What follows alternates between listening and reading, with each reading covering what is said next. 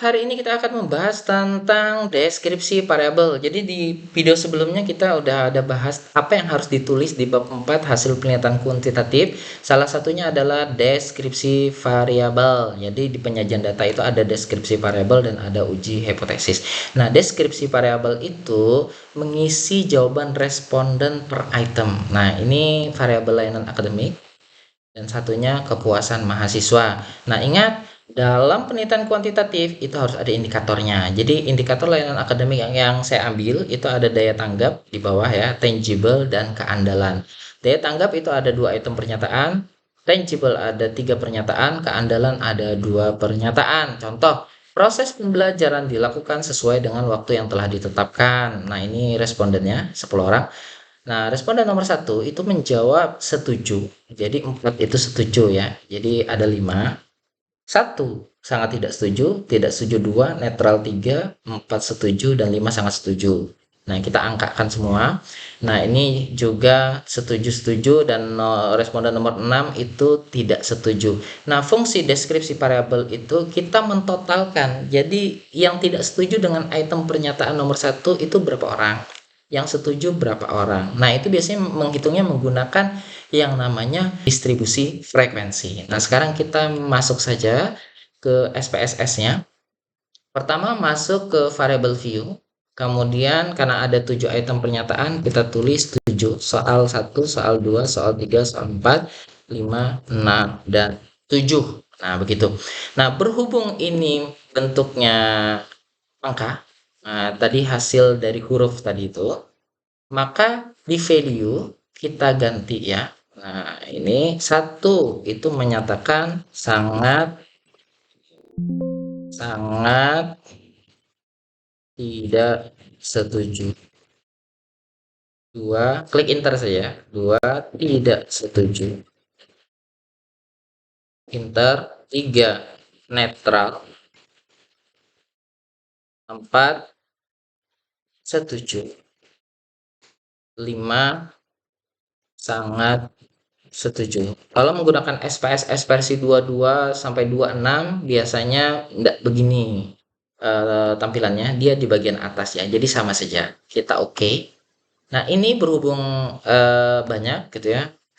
Kita copy saja, Ctrl C, kemudian kita paste. Nah, sudah.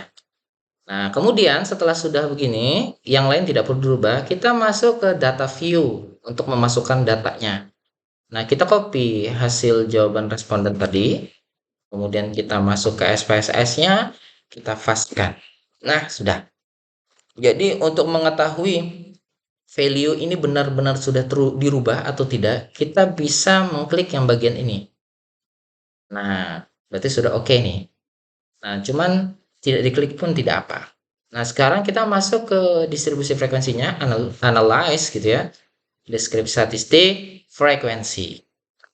Berhubung saya itu di dalam tabelnya memuat ada rata-rata per item pernyataan di ujung sini, maka kita masukkan rata-ratanya juga. Kita Ctrl A, kemudian klik tengah, klik statistik, ada mean, ya rata-rata. Klik continue dan oke. Maka akan muncul begini. Yang di atas ini ada rata-ratanya. Jadi valid itu maksudnya ada 10 data gitu. Yang missing berarti semuanya ke 10-nya, 10 nomor itu terisi semua. Nah, ini meannya 3,5, 3,9. Dan ini item pernyataan 1 yang tidak setuju 1 orang. Yang sangat tidak setuju 1 orang, tidak setuju 1, netral 1, dan setuju 6 orang. Nah, begitu. Nah, kemudian apa yang harus kita lakukan? Kalau misalnya Anda pengen yang langsung gitu ya, yang langsung biasanya mahasiswa itu cukup ini saja, Ctrl copy, kemudian di sini. Nah, jadi mereka itu biasanya tinggal Ctrl copy, pas. Jadi tinggal di deskripsi variabel itu disesuaikan aja. Cuman karena saya tidak menggunakan ini, jadi saya tidak akan membahas tentang ini. Kita pakai yang ini tadi. Nah, ini saya perkecil aja. Yang sangat tidak setuju itu 1 orang. Gitu ya, 1. Kemudian persenannya yang di sini ya. Nih, 10% gitu ya. Nah, kemudian yang tidak setuju juga 1, kemudian netral juga 1, 10%, kemudian yang setuju 6, berarti di sini 60%, kemudian yang sangat setuju itu 1, berarti 10% gitu ya. Nah, rata-ratanya ini tadi item pernyataan 1 3,5 ya, gitu. Nah, seperti ini. Jadi sisanya silakan dimasukkan saja. Kalau misalnya ternyata di sini terlalu besar, bisa dikecilkan bisa atau ditarik tabelnya gitu. Nah, begitu. Jadi bisa aja disesuaikan.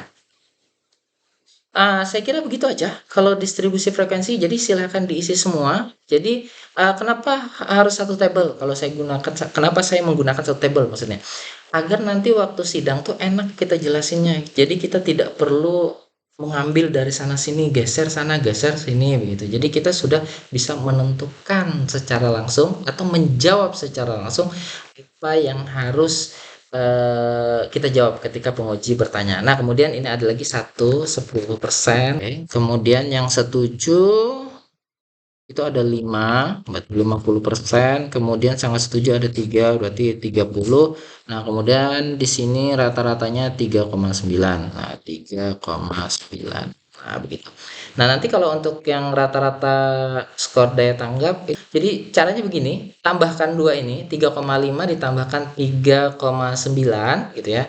Silahkan ditambahkan aja nanti, saya coba hitung lah. 3,5 ditambah 3,9 kemudian dibagi 2. Nah, caranya begitu. Nah, muncullah hasilnya 3,7. Oke, nah begitu. Jadi silahkan diisi aja semuanya nih. Nah, kemudian setelahnya baru dideskripsikan menggunakan teks ya. Jadi misalnya tabel di atas menunjukkan bahwasanya pernyataan pada proses pembelajaran dilakukan sesuai dengan waktu yang telah ditetapkan. Terdapat 1 orang responden sangat tidak setuju, gitu. Dengan presentasi 10% ya kan, nanti diganti-ganti aja. Kemudian responden yang menyatakan tidak setuju itu 1 orang dengan presentasi 10%. Nah, dan sebagainya. Jadi tinggal diganti-ganti aja. Jadi silahkan dideskripsikan 1 paragraf untuk 1 item pernyataan. Jadi untuk item pernyataan 2 berarti paragraf nomor 2. Untuk item pernyataan nomor 3 berarti nomor 3 begitu. Nah, selanjutnya silahkan dikerjakan tugasnya itu sesuai dengan file yang telah tersedia di distribusi variabel dan akademik, kemudian deskripsi variabel kepuasan mahasiswa begitu. Silahkan dikerjakan. Mohon maaf apabila ada kekurangan.